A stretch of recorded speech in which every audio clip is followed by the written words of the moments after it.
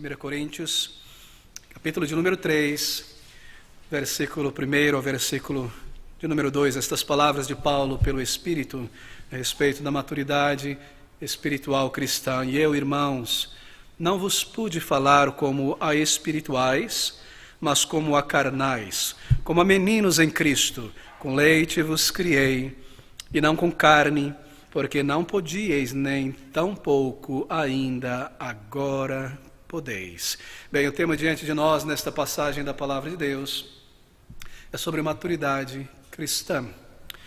Maturidade cristã espiritual, um tema bastante desafiador, um tema que desafia o jovem cristão e um tema que desafia também o crente de longa jornada. E há, meus queridos irmãos e amigos, muito material na Palavra de Deus a respeito de maturidade espiritual. Mas aqui nessa passagem, Paulo está falando sobre o oposto de maturidade cristã. Eu gostaria de iniciar com ela e também seguir através de várias outras passagens da Escritura sobre maturidade cristã. Mas ele se inicia falando sobre o oposto de maturidade cristã. Ele diz: eu, irmãos, Coríntios, eu desejava, mas eu não vos pude falar como a espirituais, mas como a carnais, como a meninos em Cristo. Com leite vos criei, não com carne, porque ainda não podíeis, nem tampouco agora, isto é, nem agora, através desta carta, estando distante, podeis ouvir coisas como crentes maduros. Bem, a igreja de Corinto, queridos irmãos, ela foi uma boa igreja.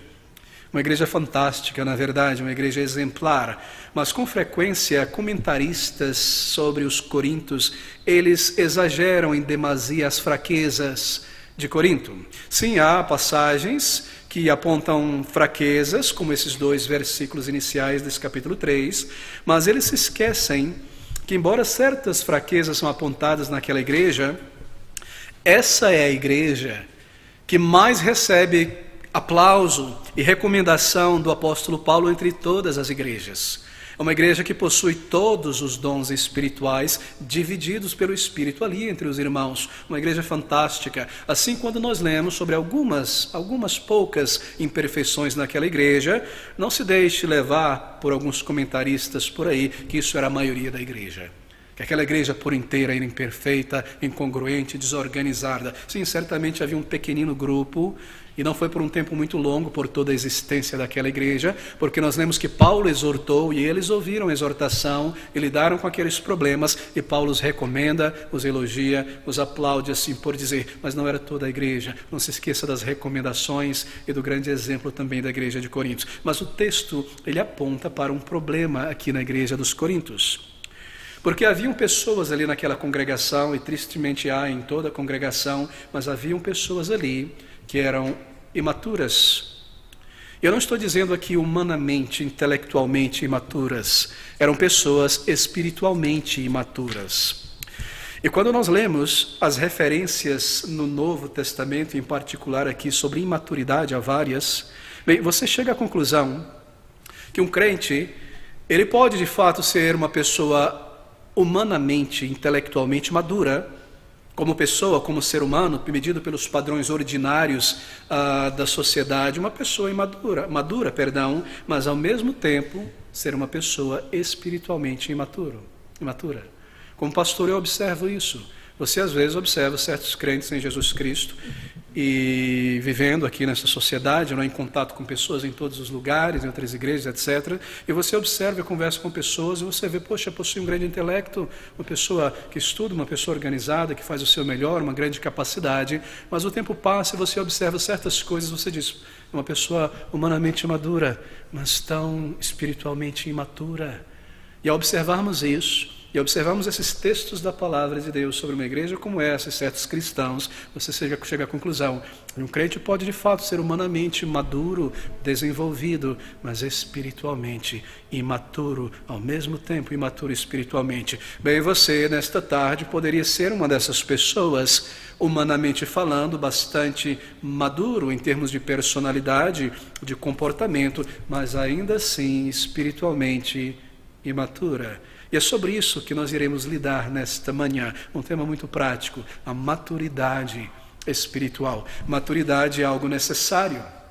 Maturidade é a teleonomia, o objetivo da teleonomia do crescimento. Você cresce, você move em direção a um objetivo. Seu corpo está amadurecendo, o seu estudo lhe leva a amadurecer intelectualmente. Você deseja alcançar, não a perfeição, não o ápice da erudição, ou uma pessoa super fantástica, mas você deseja alcançar um nível de maturidade, não é verdade? E maturidade espiritual é necessária. Assim como a fé, ela precisa ser monitorada, observada, o nosso crescimento espiritual também precisa ser observado. Eu hoje sou um homem na fé, um menino na fé, uma garota na fé, uma mulher na fé. Talvez intelectualmente, humanamente falando, uma pessoa capaz, organizada, madura, mas espiritualmente, eu, irmãos, não vos pude falar como a espirituais, mas como a carnais, como a meninos em Cristo. Com leite vos criei, e não com carne. Essas palavras do apóstolo Paulo, elas passam a barreira do tempo, e elas chegam pelo Espírito até nós hoje. A palavra de Deus fala conosco. Acaso nós ouvimos a voz reverberar das páginas da Escritura, falando conosco? Nós tomamos assim... E no lugar de pensarmos na igreja de Corinto, nós colocamos a nossa pessoa aqui. Pode Paulo falar conosco nesse texto, ou o Espírito falar conosco através dessas verdades profundas, como a pessoas que estão aptas a parar, ouvir, entender e colocar em prática, ou somos meninos e meninas que ouvem, acham bonito e não conseguem viver, não conseguimos colocar em prática a palavra de Deus. Bem, aqui está um desafio para cada um de nós, e nós lidaremos sobre isso. Bem, alguns dos sinais de imaturidade na igreja de Corinto está descrito aqui. E esse sinal primeiro é que havia divisões ali. Divisões que aconteceram por um certo período. Veja o versículo de número 3. Porque ainda sois carnais, pois havendo entre vós inveja, contendas e dissensões, não sois porventura carnais, e não andais segundo os homens. Bem, com a palavra carnal, apóstolos querem dizer que eles eram imorais, sois imorais. Essa não é a ideia de carnal aqui. Eles são descritos aqui como carnais, porque alguns ali naquela congregação estavam seguindo os instintos da carne, da velha natureza, que combate contra o espírito. Eles estavam se comportando como pessoas não convertidas, como pessoas que vivem ainda na carne, que não possuem o Espírito de Deus. Não sois carnais, não há alguns entre vós que têm contaminado o restante, se comportando como pessoas não salvas, como pessoas não regeneradas. Bem, humanamente falando, as pessoas estão inclinadas a adorar outros seres humanos. Não é essa uma característica típica do ser humano, uma inclinação para adorar outras pessoas? Nós, enquanto na carne, antes da conversão, eu espero, nós somos adoradores de personalidades. Nós somos pessoas, nós criamos nossos ídolos, não é? Está ali na adolescência uma figura daquele grande cantor. Meu ídolo, eu ponho no meu guarda-roupa, na janela, um adesivo, eu cresço alguma outra personalidade. Naquela área, naquela outra área, nós somos assim, um esportista, o que quer que seja, nós somos adoradores de personalidade. E os coríntios, eles estavam se dividindo em partidos de interesse em torno de certas personalidades. Veja o versículo de número 4. Porque dizendo eu sou de Paulo, aqui nessa igreja eu prefiro Paulo, eu me coloco do lado dele. E eu sou de Apolo, outros vão dizer eu sou de Cefas ou de Pedro. Porventura, agindo assim, não estáis agindo como pessoas do mundo, não sois carnais. Haviam divisões. Bom, é natural que isso seja percebido aqui, bem, mas não deveria acontecer. Eu digo natural porque esses crentes são de Corinto, uma colônia greco-romana. E entre os romanos, você sabe, você estudou isso em história, os romanos possuíam a sua cosmogonia, não é? Sua cosmologia, perdão, que envolvia deuses, divindades, deuses, semideuses, meio homem, meio Deus, e herói. O termo herói que nós temos vem da cultura grega, não é? Era alguém capacitado por um espírito divino. Eles adoravam heróis, semideuses e deuses, e ali haviam aquelas imensas histórias, aquelas narrativas de todos os tipos de heróis e deuses, e um brigando pelo outro, e as pessoas tinham seu deus, assim por dizer, preferido, e o seu herói preferido, e essa mentalidade terrena, carnal, humana, ainda parecia permanecer na igreja, e eles, no lugar de adorar os seus deuses, é claro, eles começavam a colocar lenha, assim por dizer, e jogar suas moedas aos pés desses grandes heróis espirituais. Não, eu sou de Paulo, porque Paulo é um imenso orador. Paulo não é apenas um judeu como Pedro, ele estudou em Tarsus, ele conhece a língua grega, o latim, os poetas gregos, nós ouvimos ele falar com um grego perfeito, etc, etc. Não, eu prefiro Apolo, porque Apolo é puro grego, e Apolo conhece isso, e aquilo. E Pedro, não, Pedro andou com o Senhor Jesus Cristo. Divisões, como meninos, Paulo está dizendo, como crianças. Você sabe o que eu estou dizendo, não é? Como crianças que se comportam assim, eles também sabiam o que Paulo estava dizendo.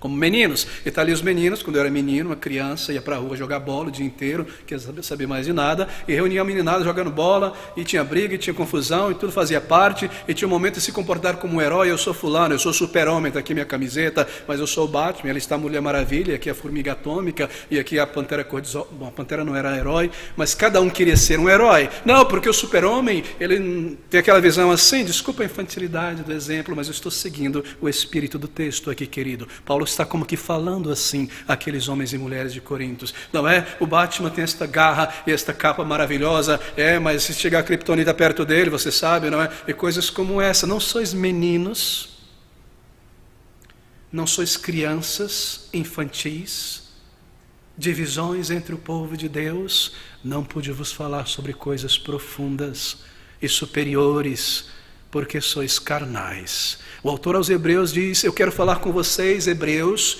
sobre Melquisedeque, um tipo de Cristo. Isso é algo profundo, isso é algo maravilhoso, mas vocês não tinham mente para ouvir.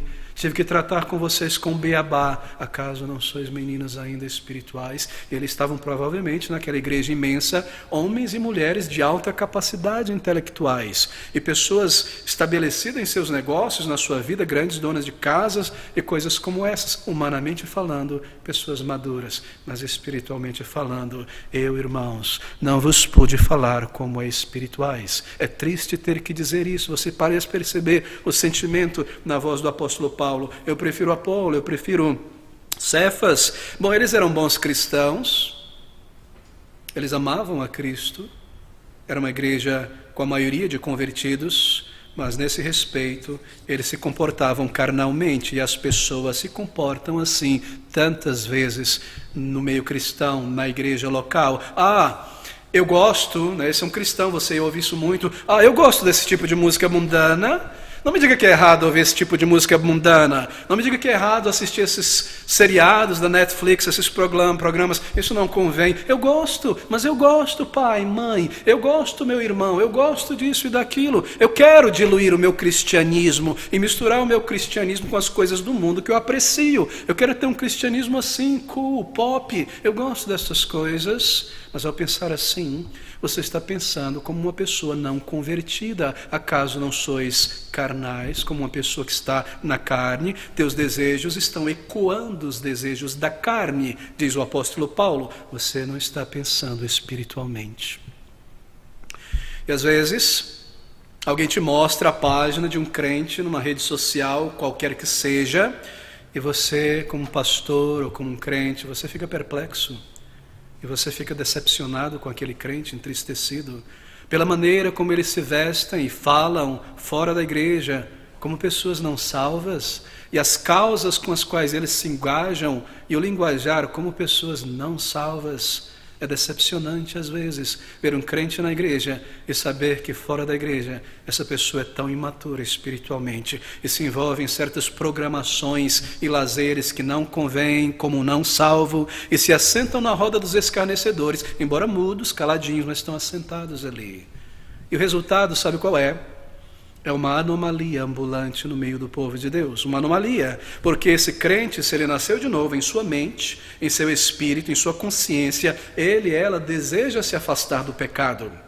E o Espírito de Deus que habita em sua vida, se nasceu de novo, tocará a sua consciência quanto ao mundo e ao que é errado. Esse crente sabe, mas esse crente parece estar envergonhado do Evangelho, ou desejoso de ter o reconhecimento e a apreciação de amigos e companheiros não salvos. É uma anomalia no mundo, uma anomalia na igreja, porque na igreja não se parece um crente, no mundo não é um mundano completo, porque não pode pular de nariz no mundo, é uma anomalia. É desprezado no mundo como uma pessoa estranha, que quer ser mundano, quer ser bacana, mas não vai até o fundo no pecado, no erro. É estranho, é esquisito, é uma anomalia no mundo e é uma anomalia na igreja, porque não é santo, porque não serve ao Senhor, nem lá, nem cá. E o resultado talvez que seja que para alguns, Cristo tem que lhe vomitar. E você descubra, quando aquele dia chegar, que talvez você nunca buscou o Salvador, porque uma marca de um verdadeiro crente é a santificação, sem a qual ninguém verá o Senhor. Mas eu estou falando sobre crentes em Jesus, que se comportam como mundanos e se tornam anomalias espirituais. Isso, meus irmãos, é um sintoma de imaturidade cristã. Mas abra comigo em uma outra passagem agora, Hebreus capítulo 5, versículo de número 10. Hebreus 5, versículo 10 é o nosso segundo texto aqui. O escritor está dizendo: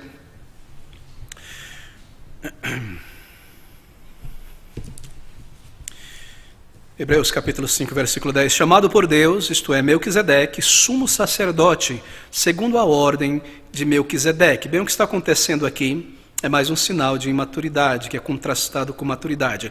O autor está falando sobre Jesus Cristo, chamado por Deus como sumo sacerdote, segundo a ordem de Melquisedeque. O que o autor está desejando fazer aqui é ensinar a estes ouvintes hebreus a respeito da pessoa maravilhosa, gloriosa do Senhor Jesus Cristo. Ele vem fazendo isso ao longo do texto, comparando Moisés com Cristo, o sacrifício da antiga aliança com o sacrifício de Cristo, e de repente ele pega uma figura profunda, Melquisedeque.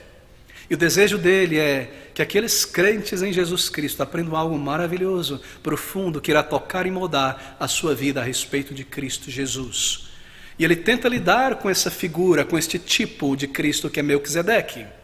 É um paralelo com coisas espirituais, mas o autor não pode. Os hebreus não estavam muito interessados. Versículo 11, observe.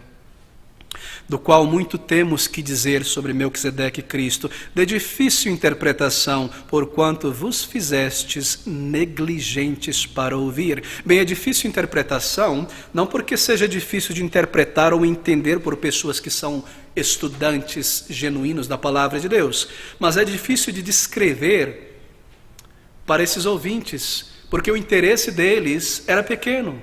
A percepção deles era pobre, seu interesse era reduzido. Como você leva uma criança pequena, por exemplo, você sai de casa, leva os filhos pequenos ainda para ir encontrar com um casal de adultos, uma família de adultos. E é difícil para a criança pequena, não é? Hoje nem tanto, porque tem celular, a criança é entretida, mas a criança senta ali e fica se coçando, ela não sabe participar da conversa, ela quer sair, procurar uma árvore para correr, quando você era menino, não é? Procura outras crianças, tem alguma criança aí, um cachorro, um papagaio para brincar, eu não aguento aqui, eu não consigo concentrar nesse assunto dos adultos, é isso que está acontecendo. Ele quer trazer coisas profundas, elevadas àqueles cristãos, mas do qual muitos temos que dizer de difícil interpretação, porquanto vos fizestes negligentes para ouvir. Bem, a percepção deles era pobre.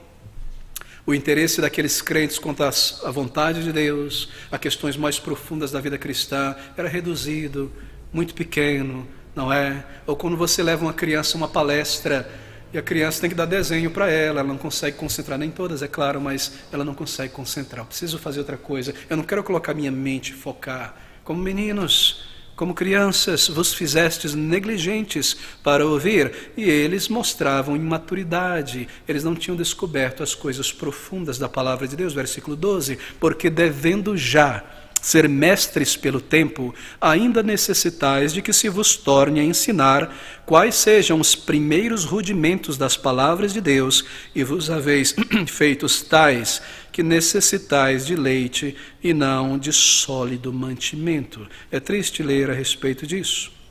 É muito forte, não é? Vocês deveriam estar no mestrado, mas estão precisando ainda do ABC. Deveriam ser mestres. Precisam aprender ainda os primeiros princípios da vida espiritual. Ele não está falando com crentes que nasceram de novo há 6 meses atrás. Ele está falando com crentes que já estavam na jornada cristã há muito tempo. há muito tempo, mas nessa altura do campeonato, vocês já deveriam ter alcançado o mestrado espiritual.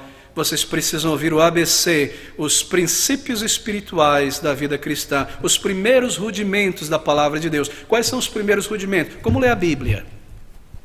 Bom, tem Antigo Testamento, tem Novo Testamento, um livro, outro livro aqui, profetas, literatura profética, literatura histórica, os princípios. Uma coisa é doutrina, uma coisa é promessa, uma coisa é aplicação, os princípios, o básico, o ABC da vida cristã. Eu não sei manusear esse livro, eu não sei a diferença, as divisões, o que está sendo escrito, a revelação progressiva, Cristo através de todos os livros. Não, os anos estão passando, e sabe o que me interessa? O que me interessa é essas grandes questões na internet. Há alguma questão picante na internet, sexualidade, eu vou passar 45 minutos ouvindo. Alguma questão sobre justiça social e o crente, eu vou passar 3 dias ouvindo. Mas eu não conheço o básico da palavra de Deus. Embora me ache um grande intelecto, eu sou um menino na fé, uma menina na fé. Não pude vos falar como a homens, como a espirituais, mas como a carnais. E aqui tendes a necessidade de que vos sejam ensinados os primeiros rudimentos das palavras de Deus, e vos haveis feito de tal maneira que necessitais de leite e não de sólido mantimento. Palavras desafiadoras, meus queridos irmãos, palavras desafiadoras. Não sabiam os rudimentos, como estudar a Bíblia, como amar a palavra de Deus, como apreciá-la como uma literatura acima de qualquer outra. Veja esse versículo de número 12, rudimentos das palavras de Deus. Versículo de número 13, porque qualquer que ainda se alimenta de leite não está experimentado na palavra da justiça, porque é menino. Bem, nenhuma experiência em como usar a palavra de Deus. A mente voa. A mente voa quando ouvem a palavra de Deus. Isso é um sinal de imaturidade. Veja o versículo 14. Mas o mantimento sólido é para os perfeitos, os quais, em razão do costume ou exercício, têm os sentidos exercitados, a mente, para discernir tanto o bem como o mal. Bem, nós precisamos de discernimento espiritual, está dizendo o escritor. E isso vem a um crente como resultado do exercício espiritual. Para nós deixarmos para trás os estágios iniciais da imaturidade. Como uma criança, né? O tempo todo você percebeu a analogia de uma criança. Não se ofenda comigo. Não sou eu que escolhi a analogia, foi o Espírito de Deus. Ele está fazendo essa analogia o tempo todo, como uma criança. Para deixar para trás os estágios da imaturidade. Uma criança põe algo na mente e é dominado por isso, não consegue tirar uma ideia fixa. Eu quero esse doce. Eu não vou ficar satisfeito se não tiver isso. Pai, mãe, dia após dia, semana após semana. E o que eu quero nesse momento, o que eu sinto, o que eu desejo, isso é natural para uma criança.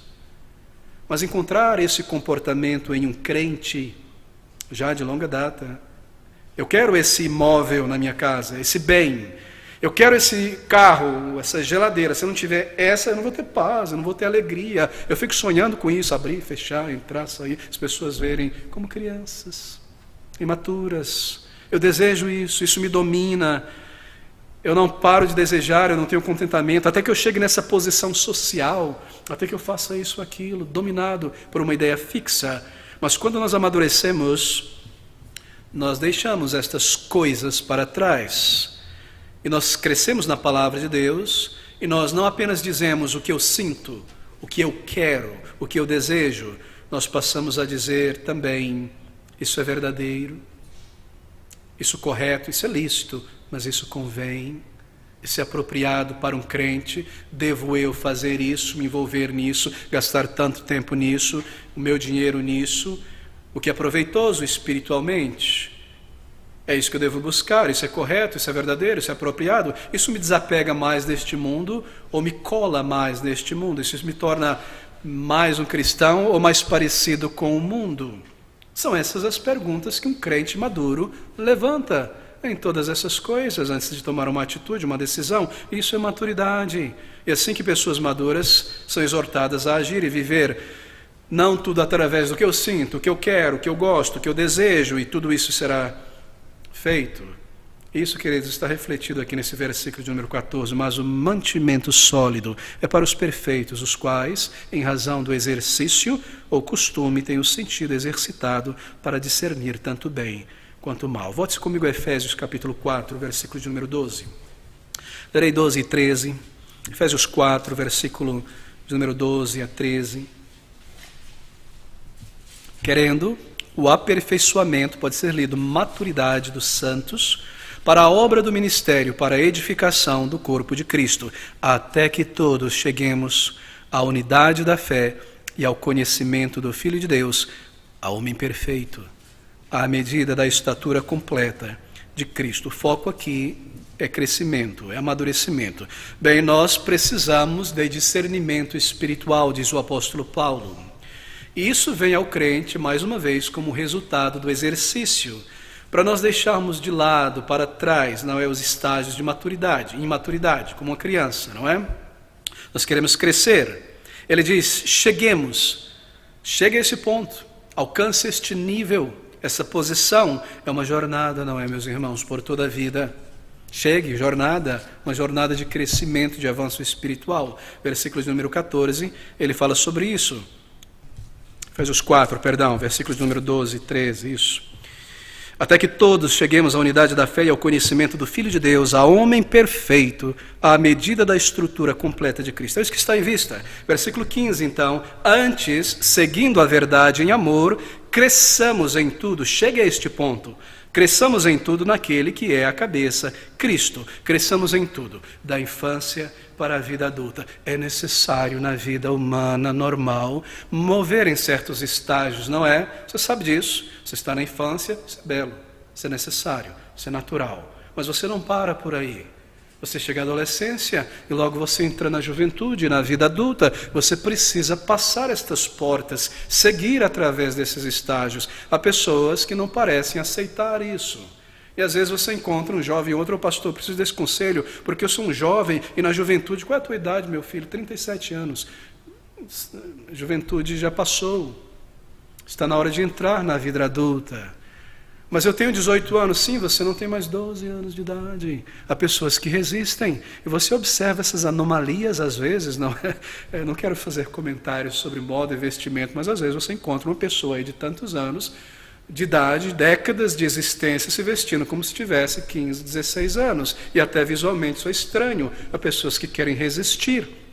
E elas resistem a isso. E você encontra igrejas que têm o seu encontro de jovem, não estou atacando esse tipo de coisa, não é? A juventude se encontra ali no sábado, etc.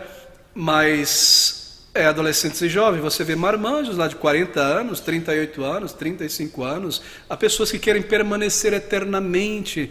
Não, queridos irmãos, nós precisamos seguir o curso natural, mas no crescimento espiritual, isso só irá acontecer com o discernimento da palavra, que vem pelo exercício espiritual. É isso que nós estamos lendo aqui. Cresçamos em tudo, da infância espiritual para a vida adulta. Bem, eu espero que você não se sinta ofendido com esses termos. Infância, maturidade, imaturidade, crescimento. Não foi eu que escolhi. É uma comparação feita pelo próprio Espírito de Deus na palavra. Lembre-se que é uma referência à imaturidade espiritual e não imaturidade humana, intelectual.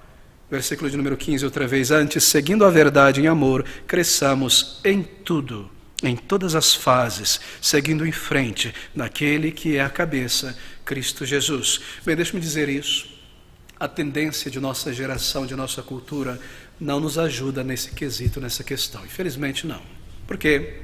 Porque a tendência de nossa cultura é de um vácuo moral.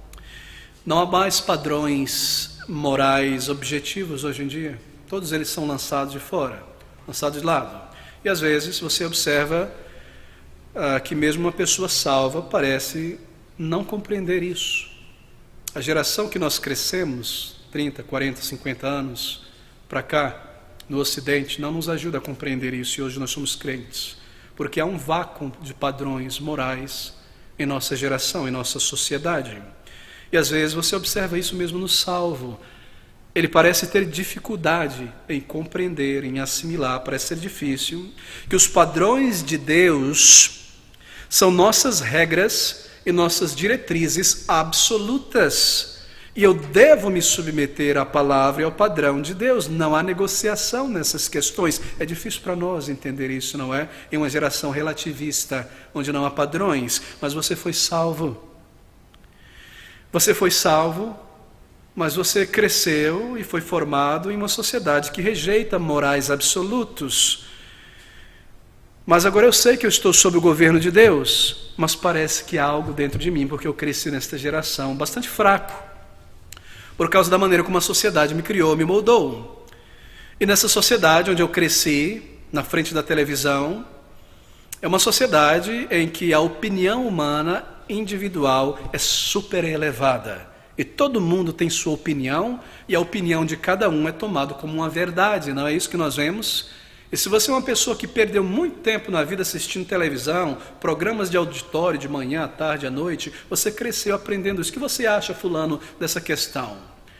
O aborto foi feito nisso, daquela maneira. O que você acha? Olha, eu acho isso. Realmente nós temos uma compreensão aqui conjunta, não é? Nós concordamos nisso. A verdade agora é decidida pela opinião. O que ele acha, o que ela acha, o que ela prefere, o que ele prefere. Todo mundo tem sua opinião em particular. E nessa sociedade, a opinião humana é elevada. E você é ensinado de uma maneira direta ou indireta que o importante é opinar. O importante é ter uma opinião, não importa se seja verdadeiro, o importante é ter a sua opinião. A minha opinião, a sua opinião. E a verdade, os padrões de pensamento e conduta são substituídos por minha opinião, a sua opinião. O que eu acho, o que ela acha, o que eles acham, o que é melhor para todo mundo. Oh, meus queridos amigos, encare, essa é a sociedade que nós vivemos. E sobretudo depois das redes sociais, não é? A rede social é um microfone para o mundo inteiro. E é incrível perceber como essas coisas são niveladas na rede social. Opinião é tomada como verdade. E ali você tem uma pessoa que estudou, que trabalhou, que há 40 anos se dedica a esta área, não sei, um juiz ou um médico na sua profissão, e ele vem dar uma opinião, entre aspas, mas essa opinião é balizada em um padrão de conhecimento científico, que quer que seja, de observação de experiência. E ali está outra pessoa de 15, 20 anos, 30 anos, e ela dá a sua opinião, mas eu acho isso, e aqui é um debate entre duas opiniões. Já não é questão de verdade, o que é racional, o que é científico, o que é provado, o que é checado. Não, o que eu acho, porque isso, porque aquilo, essa teoria da conspiração, e eu penso assim, eu sinto assim. Nós vivemos nessa sociedade, infelizmente. Não é o conhecimento agora, ele é individualizado. Já deixou de ser um arcabouço de conhecimento cumulativo ao longo dos séculos, provado, testado, baseado em um treinamento. Não, é o que eu acho, que eu falo, minha foto, meu vídeo, e as pessoas seguem sem discernir nada. Isso influencia a eleição, isso influencia todo tipo de coisa, isso chega à igreja. Mas quando isso chega à igreja, isso é imaturidade espiritual. E você é ensinado direto e indiretamente. O que importa é opinar, o que as pessoas acham. E a verdade deixa de ser absoluta e se torna uma opinião pessoal. E você cresce condicionado a isso, não é? E você cresce nesse ambiente. Então, o que acontece? Você é salvo. E você se aproxima da palavra de Deus e ela te diz, não. Há apenas um ponto de vista correto, há apenas um ponto de vista válido e uma única fonte de autoridade moral, o ponto de vista desse livro divino, o ponto de vista da palavra de Deus. Somente um ponto de vista aceitável, verdadeiro, certo, em questões de comportamento, em questões morais. E em todas essas questões e em todos esses princípios de moralidade, somente um ponto de vista é válido e esse ponto de vista é a palavra de Deus. Nós não somos ensinados a apreciar isso. Isso soa como algo terrível, não é verdade? Se sente meio estranho. Que é isso? Fundamentalismo? Isso é errado. Isso é bigotry, esqueci a palavra. Isso é colocar sua opinião acima dos outros e não querer ouvir ninguém mais. Você se sente mal, não é? Por quê? Porque nós fomos dessensibilizados quanto aos requerimentos e às reivindicações deste livro divino. Essa é a voz de Deus. Esse é o padrão absoluto de Deus para toda a humanidade, e não somente para a igreja, para cada homem e mulher criado à imagem e semelhança de Deus. Somente um ponto de vista. Nós pensamos que a nossa opinião, que conta em todo tipo de coisa, o que eu acho, o que eu sinto, o que eu quero, o que eu penso, o que ele pensa, de maneira que mesmo para pessoas salvas, esse é o meu ponto aqui, parece às vezes ser difícil compreender que há padrões absolutos de Deus, tendo crescido, não é, em uma cultura em que te foi ensinado padrões relativos, não fixos, não estabelecidos. Mas, queridos, nós precisamos nos livrar de tudo isso. Nós precisamos nos livrar desta imaturidade espiritual. Ou nós não poderemos amadurecer espiritualmente. Mas talvez alguma coisa borbulhe dentro de você nesse momento. Se livrar de minha opinião pessoal, que é como a minha baliza para a vida, me livrar disso. Mas isso é imaturo.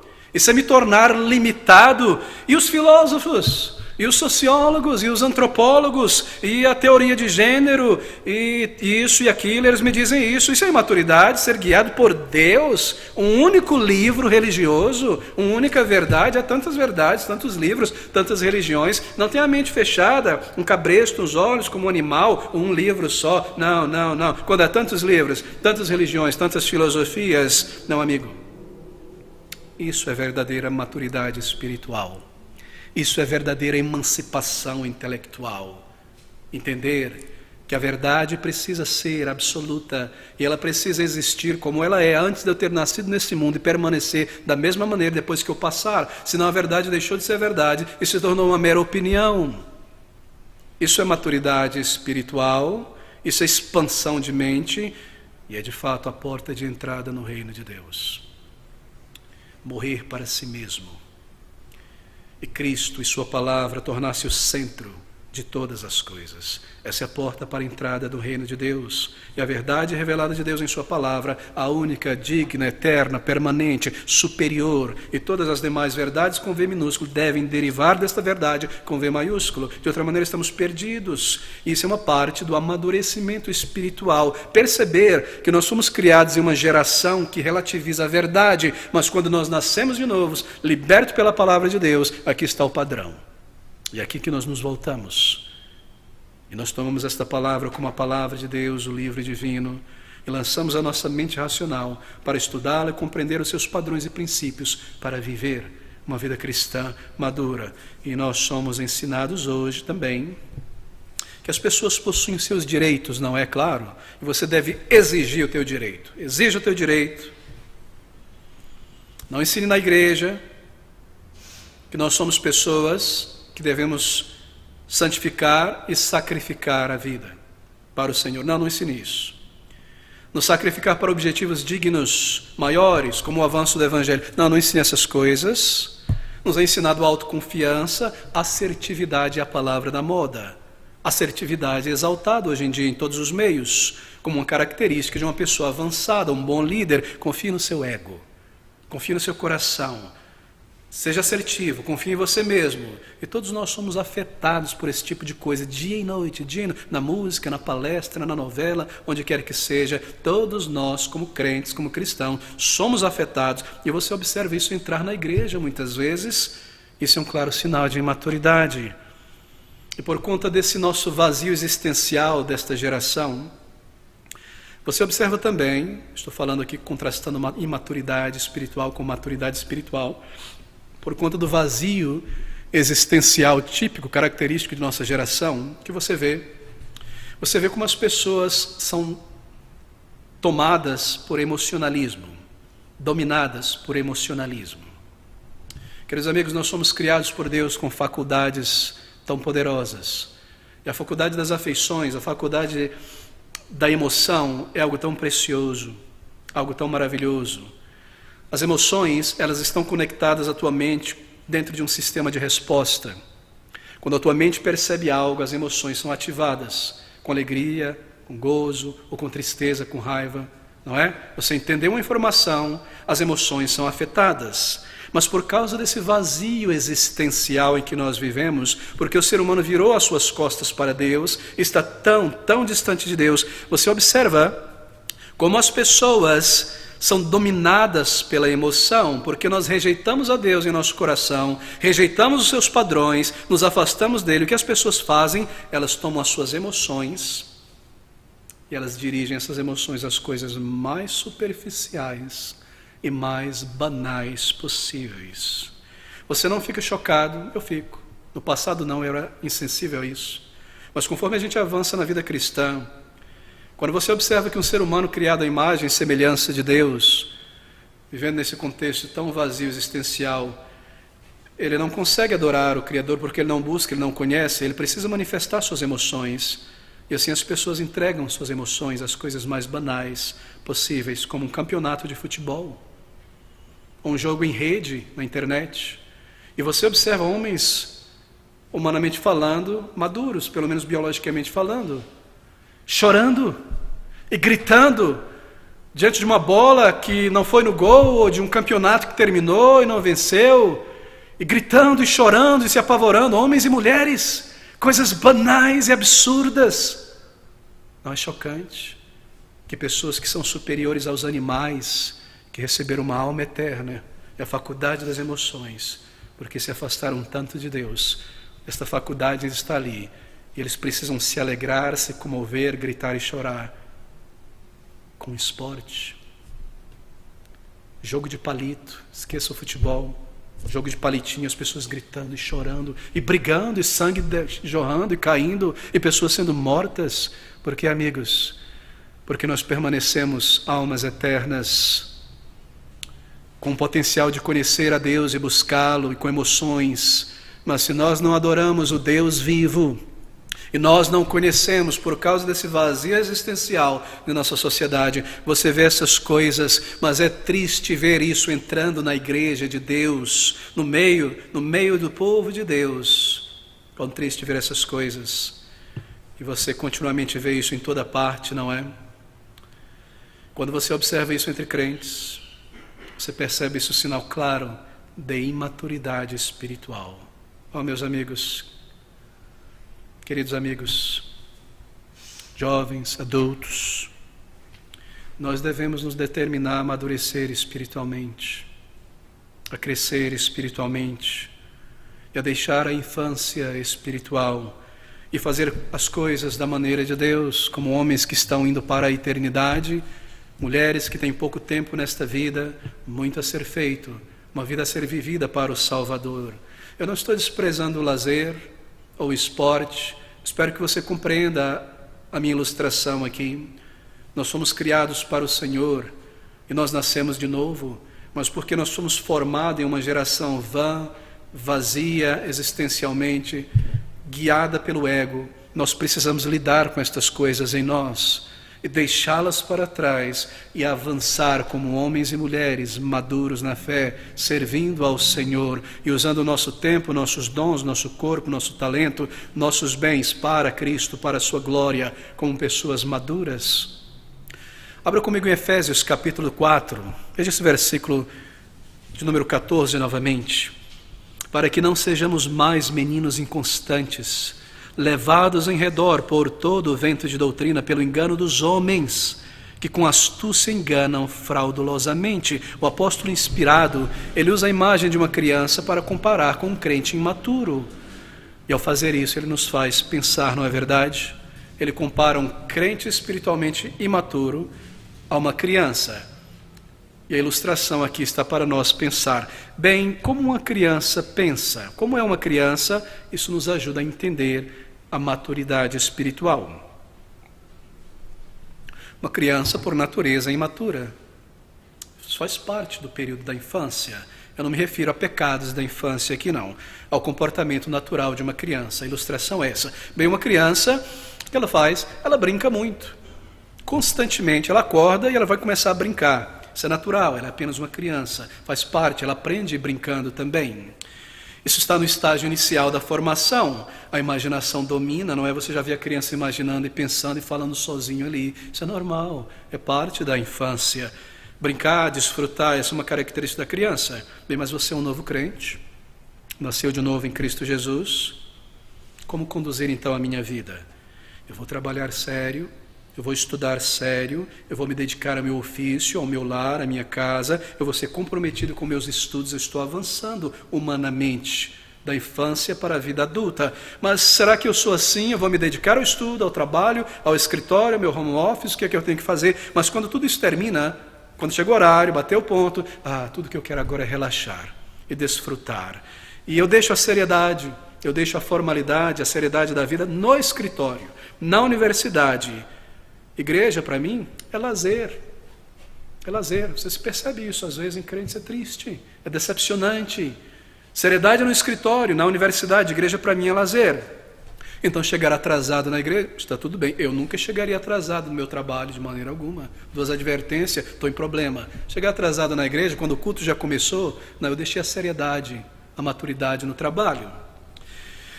Na igreja, vou para a igreja, eu me vejo de uma maneira relaxada, casual, bermudão, shortão, aqui, todo relaxado, folgadão. Eu deixo a maturidade no trabalho, na universidade. Igreja, apenas um culto, trabalho todo dia, todo dia. Igreja, um culto só no domingo. Eu não me envolvo em nada. Há campanhas, há metas no trabalho, vou dar um passo à frente, vou me envolver nesse grupo de estudo, que quer que seja. Igreja, nada. Quer dizer, essa é a sua condição, você permanece uma pessoa espiritualmente imatura. Você foi salvo, mas você permanece uma criança espiritual. Tudo que eu quero é relaxar, desfrutar, divertir. E esse é um aspecto de seriedade espiritual que não governa a minha vida cristã ainda. É claro, maturidade espiritual não se veste de saco e põe cinzas na cabeça e despreza todo o lazer, o humor, a recreação. Não, maturidade espiritual desfruta dessas coisas, mas está sempre atento, não é? Sempre atento, sempre observando, fazer mais, me envolver. Será que eu sou o tipo de crente que igreja, o reino de Deus é relaxar? Só vou participar se depois tiver comida, né? Se depois a gente for no McDonald's, ou tiver sorvete, refrigerante, alguma coisa bacana. Evangelismo? Tem que ter muito suco, muito refrigerante, vamos lá, etc, etc, etc, etc. Nada de sacrifício, nada de vida para o Senhor, adolescente espiritual a vida inteira. Uma outra diferença entre crianças e adultos, aplicada aqui por Paulo em seu contraste, é que uma criança possui pouquíssima concentração. Por quê? Porque a criança está acostumada ao entretenimento. Entretenimento, para entreter, tem que mudar o tempo todo. Uma imagem para outra, em ter movimento, não é?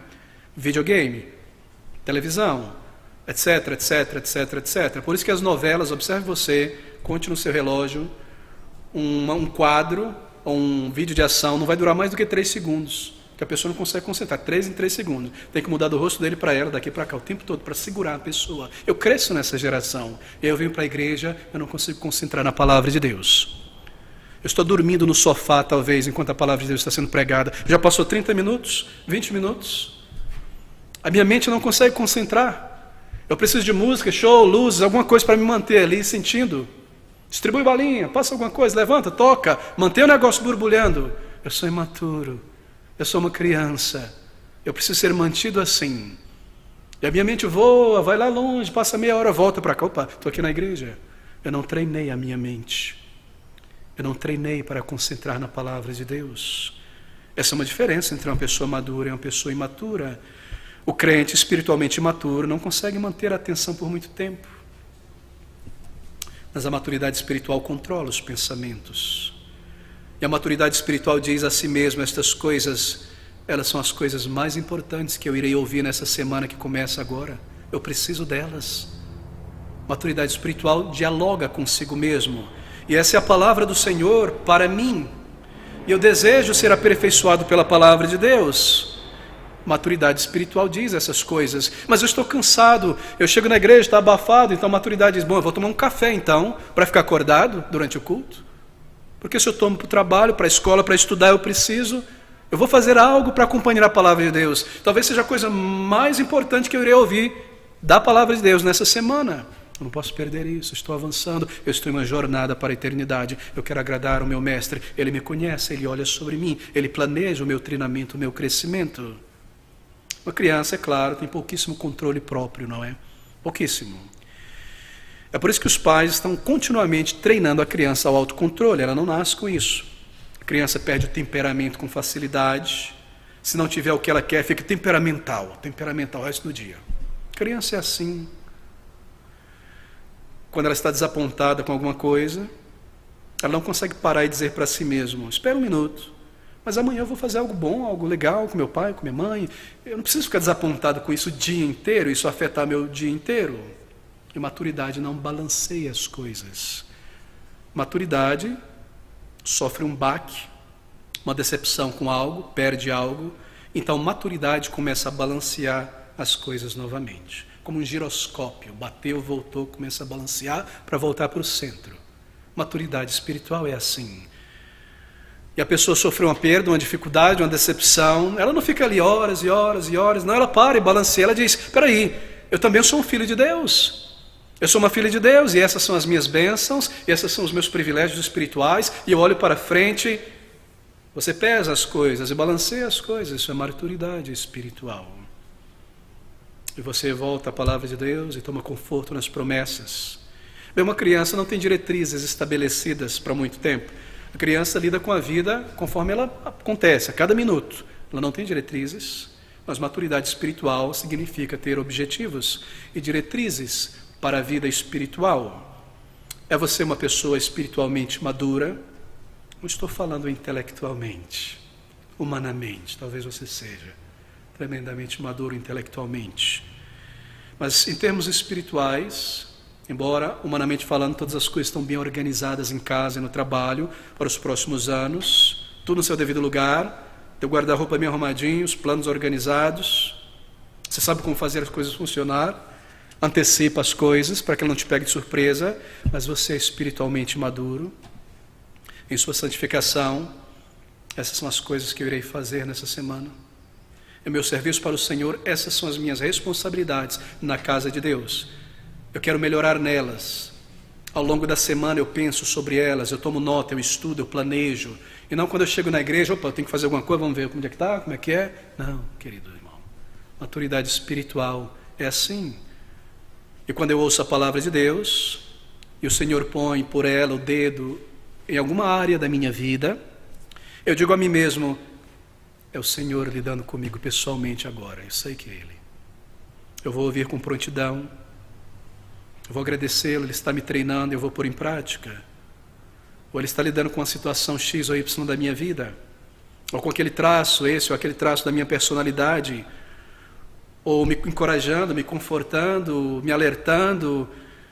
É o Senhor através da sua palavra. Maturidade espiritual diz isso. Toma a palavra de Deus desta maneira. Uma outra diferença entre crianças e adultos espirituais é que a criança, bem, na infância, criança humana, ela tem grandes ideias e pouquíssima força e energia, não é verdade? E às vezes você encontra crentes com grandes ideias, pastor, e se a gente isso, aquilo, mas nenhuma firmeza para dar cabo às coisas, para fazê-las acontecer. Igrejas são cheias de crentes, cheias de boas ideias, boa vontade. E as coisas ficam pela metade, porque começa e não termina. Não vai em frente. Isso é imaturidade espiritual. Há pessoas que oram pela conversão de milhões de pessoas. Você ouve isso na reunião de oração. Senhor, salva o mundo, salva tantas pessoas, salva isso. Mas não fazem um nada para realizar isso. Grandes ideias, grandes pensamentos, pouquinha energia para realizar, como crianças. E há crentes que estão continuamente iniciando algo e nunca concluindo.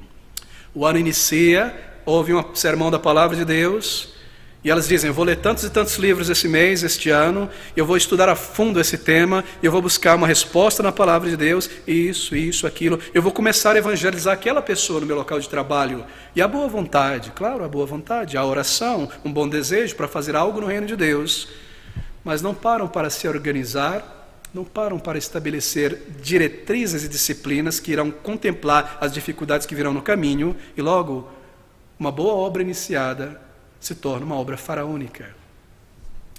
E essas coisas nos ajudam não é, a analisar os nossos corações, pela ilustração comparativa do apóstolo, entre infância e entre vida adulta. Bem, mas será que nós somos assim espiritualmente, queridos irmãos? Não capazes de fazer algo significante. Só queremos nos envolver na obra e no reino de Deus quando é esporádico e quando tem muito lazer e entretenimento em volta. Trazer alguém para um culto evangelístico uma vez, com a desculpa de uma cantata, uma festa, um almoço, nunca para que ela ouça o evangelho, domingo após domingo. Permanecer firme em meu testemunho por Cristo semanalmente, em minha edificação espiritual, em estudo da palavra. Isso é trabalho duro demais para mim. Há uma diferença, não é? E nós precisamos encarar isso. Quer dizer, essa é uma palavra admoestativa, mas deixe-me lidar com alguns aspectos positivos nesse tema. Eu sou tão negativo. mas eu espero que você lembre que foi colocado pelo Espírito de Deus para o nosso crescimento. As Escrituras nos dizem que nós devemos ser pessoas sérias. Lá em Tito, capítulo 2, não precisa abrir, jovens devem ser sérios, idosos devem ser sóbrios e humildes, mulheres mais velhas devem ser sérias em sua maneira de viver. Elas são chamadas não somente a serem boas donas de casas, mas pessoas de lábios limpos, não fofoqueiras, homens a serem sérios, graves, dedicados. Há um compêndio de seriedade e gravidade dirigido a homens e mulheres na igreja. Como crentes em Jesus, nós também devemos ser disciplinados. Em nossa oração, em nossa leitura da palavra de Deus, nós seremos disciplinados. Você será um crente muito melhor, muito mais útil, muito mais frutífero para o reino de Deus, se você for um crente disciplinado em teus deveres espirituais. Tem uma agenda, tem um calendário, tem um horário, divida as coisas, se aplica, tem uma matrix, que é urgente, que é importante, que é menos importante, o que não é urgente, divida as coisas, se aplique, siga em frente. Assim nós produzimos mais, crescemos mais, temos mais alegria espiritual, vemos o avanço do reino.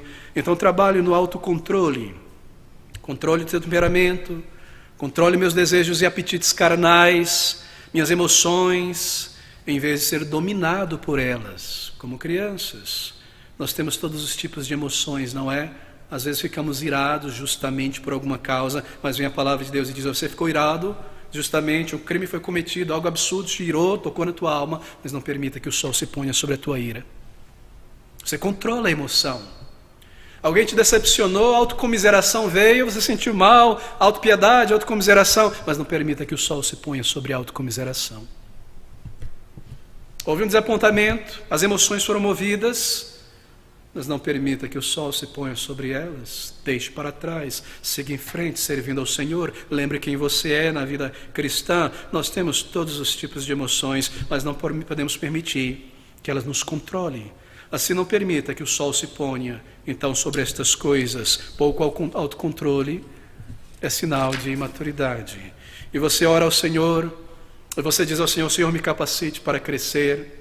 E aqui estão minhas metas, meus objetivos. Eu sou uma pessoa de 40 anos, de 70 anos, de 20 anos. Me capacite a crescer espiritualmente. Embora humanamente falando eu tenha 40 anos, às vezes eu me vejo, Senhor, como uma criança espiritual. Me dê aquele lado sério, aquele lado disciplinado. Me dê objetivos claros, graça para permanecer, e eu irei permanecer. Queridos, deixe-me dizer algo. Às vezes, a Bíblia diz que nós não devemos fazer votos e promessas, não é? Mas se fizermos, devemos cumprir. Mas às vezes, no início da vida cristã, talvez seja uma das coisas mais maravilhosas para um crente fazer uma promessa ao Senhor. Deixa-me usar um termo errado, faça uma promessa de sangue. Você entende o que eu quero dizer, né? Algo que, viva ou morra, você cumpra. De amá-lo, de servi-lo, de colocar o reino dele em primeiro lugar. Por quê? Porque às vezes uma promessa baliza a nossa vida, e quando você está a ponto de deixar as coisas correrem soltas, você se lembra: eu fiz um voto ao Senhor de amá-lo e servi-lo até o final. Eu não posso deixar o tempo correr, me envolver nisso, deixar as coisas de qualquer jeito. Eu vou permanecer firme. E outra situação aparece, uma decisão a ser tomada na vida, você está a ponto de ser levado como um carnal, você se lembra: eu votei amá-lo, honrá-lo e servi-lo. Eu não posso deixar. Isso se torna uma baliza na tua vida. Eu não vou me vergonhar, ser tido como tolo, que voltei ao Senhor e prometi servi-lo aqui, viver para Ele e deixar as coisas passar. Você ora ao Senhor: Senhor, eu tenho esta idade, me dê este lado sério, disciplinado da vida. Então, como um crente, exercitando, almejando a maturidade, você revisa, recapitula as tuas bênçãos e os teus deveres, e onde você parou, e você volta a seguir em frente, e você recorda quem você é. O caminho que você está seguindo é um caminho estreito, mas um final glorioso. E nós estamos em movimento, queridos amigos. Lembre-se de teu chamado. Lembre-se das pessoas com quem você está seguindo junto. Você não está sozinho. Tome conforto na palavra de Deus. Lembre-se do teu destino eterno, do teu futuro. Isso é maturidade. Ore por essas coisas. Então exerça e disciplina essas coisas. E o Senhor te ajudará. Ele te ajudará, porque esta é a vontade dEle para a tua vida. E você terá sucesso e alegria em ver frutos espirituais, crescimento no conhecimento, em frutos, em dedicação, em continuidade. E então a vida terminou. Os dias passaram num piscar de olhos. E você olha para trás E você pode dizer: eu vivi para o Senhor toda a minha vida, cada porção dela, cada dia. Quando eu estava solteiro, quando eu me casei, quando eu tive filhos, na enfermidade, no desafio, cada momento, vivendo para o Senhor. A vida passou, o tempo chegou, eu entro na presença do Senhor, uma vida para o meu Deus. Não é maravilhoso pensar assim?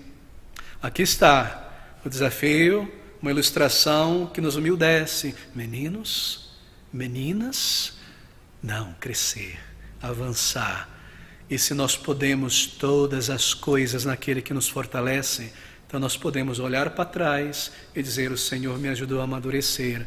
2, 3 anos passaram, eu vejo frutos, eu vejo crescimento, eu vejo paz, uma âncora na alma, uma vida para o Senhor.